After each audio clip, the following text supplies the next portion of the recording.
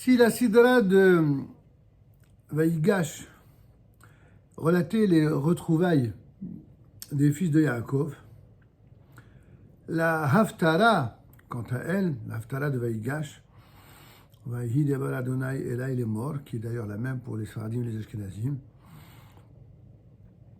cette Haftara prédit la réunification des 12 tribus d'Israël. Ainsi, le prophète Ézéchiel, tout comme son contemporain Jérémie, est l'un des principaux prophètes de ce qu'on appelle la période de la destruction. Et il accompagnera ses frères dans l'exil babylonien. Le temple a été détruit 140 ans après l'exil des 10 tribus. Et la prophétie mentionnée dans cette Haftara apportera un grand réconfort aux tribus de Yehuda et de Binyamin, car si même leurs frères perdus du royaume du Nord feront partie un jour à nouveau de la nation, il est certain que Dieu n'abandonnera pas les tribus du Sud. D'après le Maharal de Prague dans le Gourarié sur Genèse 45-14, les larmes qui accompagnent l'étreinte de Yosef et de Binyamin lorsque Yosef se révèle à ses frères et en Égypte, eh bien, ces larmes sont des larmes de joie, car les frères qui furent longuement séparés, eh bien, anticipent ainsi la prophétie d'Ézéchiel des retrouvailles.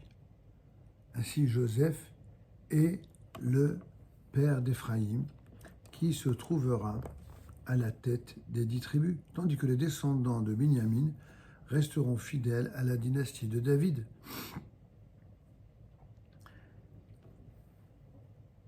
Et bien sûr, la descendance de David, c'est la descendance de Yehuda en même temps.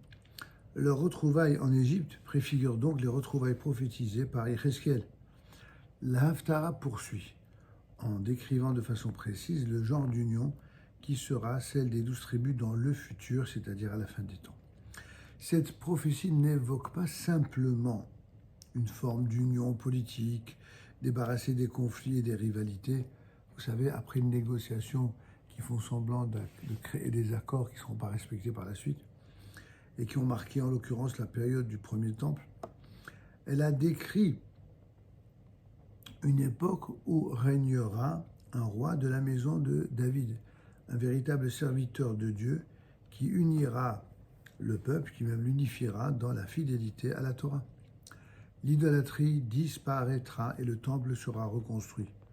Tous se consacreront totalement à obéir aux lois de la Torah, et en conséquence, le monde entier saura que Hachem est Dieu, Adonai Hu HaElohim. Tout ça, mes chers amis, c'est, je dirais, la synthèse de la présentation classique et habituelle de cette Haftara. Mais il y a une approche peut-être un peu plus recherchée qui nous amène à considérer que cette Haftara de Vaïgash doit nous préparer à la notion même d'unité si difficile à constituer à travers les âges. En effet, une nation unie, c'est l'objectif ultime du peuple d'Israël.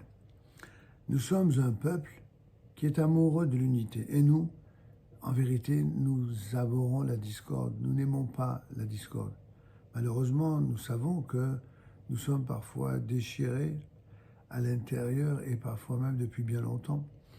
Mais dans notre Haftara, le prophète Yecheskel vient nous apporter une sorte de consolation, comme pour nous dire et nous prévenir et nous assurer, rassurez-vous, l'harmonie reviendra. Ainsi que le texte nous dit, la parole du Seigneur me fit adresser en ces termes, or toi, fils de l'homme, prends une pièce de bois et écris dessus, pour Yehuda et les enfants d'Israël, ses associés. Puis, prends une autre pièce de bois et écris dessus, pour Yosef, souche d'Éphraïm, et toute la maison d'Israël, ses associés. Et il poursuit, toujours dans Yecheskel, dans l'Haftara, rapproche ces pièces l'une de l'autre pour n'avoir qu'une seule pièce unique. et elles seront ainsi réunies dans ta main. Et lorsque les enfants de ton peuple te parleront ainsi, ne nous révéleras-tu pas ce que tu entends par là? Réponds-leur, ainsi parle le Seigneur Dieu, l'Éternel. Voici, je vais prendre l'arbre de Yosef qui est dans la maison d'Éphraïm et les tiges d'Israël, ses associés. Je les lui adjoindrai avec l'arbre de Yehuda et j'en ferai un arbre unique et ils ne feront qu'un dans ma main. Ainsi donc s'exprime le prophète Ézéchiel. Sur cette affirmation, dans la Haftara, le Rav Aviner nous propose une analyse intéressante, selon laquelle la terrible rupture entre Yosef et ses frères s'est terminée après de nombreux avatars en fin heureuse. En effet, favori de son père, ce jeune homme génial mais saturé d'une science toute théorique se permettait de critiquer ses frères. Et, comme le dit le texte, il débitait sur leur compte des médisances à leur père. Craignant d'être mis hors jeu comme l'avaient été avant lui Ishmaël et Esav, alors ses frères prirent l'horrible décision de l'éliminer avant de se résoudre, moindre ignominie, à le vendre comme esclave. Il faut le reconnaître, ce n'était pas une expression d'un amour, ni la compréhension qui régnait à cette époque dans la maison de Yaakov. Pourtant, après de longues péripéties, ces antagonistes apparemment sans pitié finirent par se réconcilier et se préfigurant la fin des temps, ce que le Rav Aviner appelle le terminus chantant de l'histoire d'Israël. Comme on le sait, la maison de Yehuda et celle d'Éphraïm se sont traditionnellement opposées tout au long des événements. Après la mort du roi Shaoul, eh bien, une longue guerre de succession a fait rage entre David, qui était le descendant de Yehuda, mais aussi les héritiers de Shaoul, qui était le rejeton de Binyamin. Après le règne du roi Shlomo HaMelech, le roi Salomon, le royaume éclata en deux États juifs, celui de Yehuda et celui d'Israël. Pour un petit clin d'œil sur l'actualité, c'est la seule fois dans l'histoire du peuple d'Israël où il y avait une terre pour deux États. Seulement, c'était deux États juifs. Et voyez-vous, même avec deux États juifs, ça n'a pas marché, puisque c'est à la suite de ces deux États qu'il y a eu la fameuse diaspora. Cette terre, décidément, ne pourra jamais supporter qu'un seul État. Mais ça, on y reviendra dans d'autres études. En tout cas, une chose qui est sûre, c'est que les guerres civiles entre ces deux États, entre ces deux royaumes, entre ces deux entités, furent nombreuses et la fraternité foncière, eh bien, malheureusement, n'empêcha pas le sang de couler. Et c'est ainsi que le peuple juif paya d'un prix très élevé la guerre entre Ahaz, qui était le roi de Yehuda, et Pekah, qui était le fils de Remaliahu, roi d'Israël, au cours de laquelle 120 000 soldats tombèrent au champ du déshonneur, comme on le voit dans le Sefer d'Ivrei Hayamim, le livre des Chroniques, la deuxième partie du livre des Chroniques. En fin de compte, après cette catastrophe des 120 000 soldats qui moururent au champ du déshonneur, eh bien, la conséquence fut que les deux royaumes furent exilés l'un après l'autre. On aurait pu croire que les vicissitudes de l'expatriation collective nous auraient ressoudés. Ce n'est que partiellement vrai. Et surtout, on aurait pu s'attendre à ce que le retour à la terre d'Israël s'accompagne d'un rapprochement intérieur. Mais les choses ne sont jamais si simples quand il s'agit du retour du peuple juif en Israël.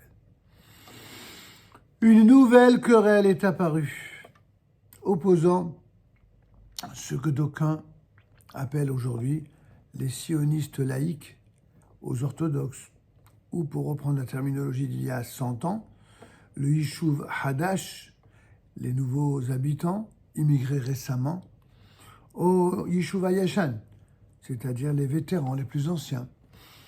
Les sionistes œuvraient à la résurrection nationale du peuple juif sur la terre, tandis que les religieux, eux, ne s'intéressaient qu'au strict respect de la Torah, en faisant paradoxalement même abstraction de la terre, occupant pourtant une place si centrale dans la Torah. Une forte animosité réciproque régnait entre ces deux camps. Ce qui n'est pas moins grave, ils étaient séparés par un fossé d'indifférence et une forte dose d'incompréhension. D'après une célèbre analyse du Rav Kook alav Shalom, énoncée lors de son oraison funèbre de Théodore Herzl, le fameux Théodore Herzl, puisque c'est le Rav Kook qui a prononcé son oraison funèbre, ces deux courants ne seraient ainsi que les héritiers spirituels de Yosef, l'homme d'action, le politicien et l'économiste, mais aussi de Yehuda, l'homme du sacré, préposé au trésor intime de la nation juive. D'après lui, d'après le Rav Kook, les orthodoxes seraient dépositaires d'une étincelle du Messie, fils de Yehuda, Mashiach ben Yehuda, ou Mashiach ben David, puisque c'est la même lignée. Et les sionistes dits laïcs seraient les dépositaires du Mashiach ben Yosef, le Messie fils de Yosef. La mort prématurée de Théodore Herzl, grand leader des sionistes, devrait être interprétée comme la mort du Messie, Mashiach ben Yosef, par suite de sa disjonction d'avec le Mashiach ben Yehuda ou ben David. Le Rav Kook souligne que cette dichotomie, elle est funeste pour les deux camps et qu'il est vital pour tous d'œuvrer à la grande fusion nationale, de retourner à cette avidité de l'unité nationale. La vraie unité nationale, pas l'unité des extrémismes, l'unité de la nation dans toutes ses composantes. Dissocié de la religion, le mouvement sioniste se retrouvera comme un corps sans âme. Et de son côté, la foi, sans assise dans la réalité historique, deviendra flottante et virtuelle. C'est ce que dit le Rav Kook dans les Ma'amare Hareia, page 94-99. Nous pouvons nous réjouir car depuis lors, nous nous sommes sensiblement améliorés en ce sens. Mais il nous reste encore beaucoup de pain sur la planche, comme nous le savons. Nous en sommes à présent à la lutte finale de la fin des temps. Et nous ne sommes pas si loin des lendemains qui chantent, ceux annoncés par ce même Echeskiel dans notre Haftara. Dis-leur, ainsi parle le Seigneur Dieu. Voici, je vais prendre les enfants d'Israël d'entre les nations où ils sont allés. Je les rassemblerai de toutes parts et je les conduirai sur leur territoire. Je les constituerai en nations unies dans le pays, sur les montagnes d'Israël. Un seul roi sera le roi de tous. Ils ne formeront plus une nation double et ils ne seront plus jamais fractionnés en deux royaumes. C'est ce que vous allez lire dans l'Haftara ce Shabbat. Et donc, si vous comprenez que tout ce qui est dit dans les prophéties, c'est une préfiguration de ce qui se produira dans la fin des temps, malgré tous les événements tragiques que notre peuple a subis ces derniers mois, eh bien, nous avons, malgré la peine de ceux qui ont été assassinés, malgré la peine de ceux qui ont été enlevés, pour lesquels nous continuons de prier, eh bien, nous continuons surtout de prier pour que soient forts ceux qui sont là pour éradiquer ceux qui sont les véritables représentants du mal et qui non seulement font du mal au peuple d'Israël, à l'humanité, mais ils font du mal parce qu'ils réussissent à opposer les Juifs entre eux. Or, la pire des malédictions, c'est lorsque les Juifs ne sont pas unis. Alors, il y a la sonne que par le zéchout, par le mérite de cet Haftara, eh bien, le peuple d'Israël retrouve sa plus grande bénédiction, son plus grand gage de réussite, de protection du peuple par Hachem, c'est-à-dire son unité. Amen, Kidei Shabbat, Shalom, Umevorach.